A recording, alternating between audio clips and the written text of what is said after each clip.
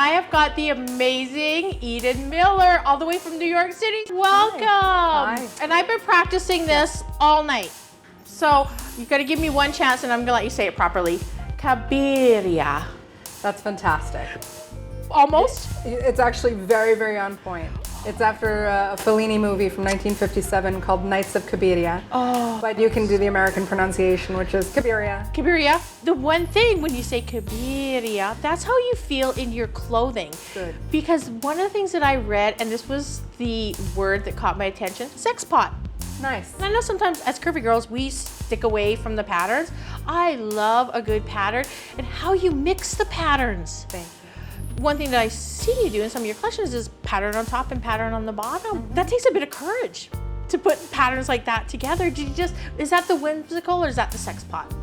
I think actually that's the high fashion side of it, in that one of the reasons why I really wanted to enter into the plus size marketplace, other than for obvious reasons, was because I saw so much pattern mixing and color mixing and really daring avant-garde cuts in the high fashion world. And plus designers really weren't doing that. Right.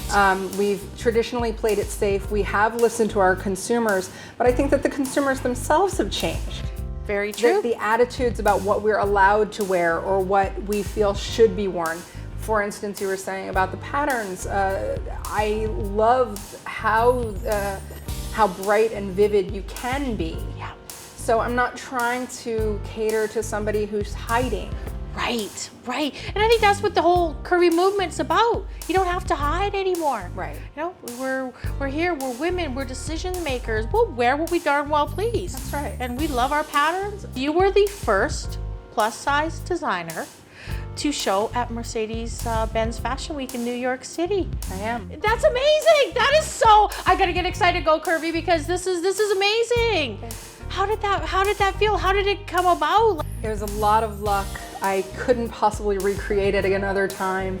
They chose me based on the merit of what I had done. Yeah. And then after they realized that this would be a precedent-setting measure, they didn't back down at all. And they rolled with it and they really embraced it. They really celebrated the pieces that I was bringing forward. So I got to be as daring as I wanted to be. And I actually read some really interesting facts. Did Mary Lambert wear one of your pieces? Mary has now worn 2 of my pieces. Tell us about your own personal style. It's amazing. Amazing, amazing. Well, I'm an old punk girl. I grew up in DC and then I moved to New York when I was 17. And I've always been this kind of, went from punk girl to riot girl to all of that. Eden Miller, Cabiria, thank you. Check out this lady, amazing, doing big things in the curvy fashion world.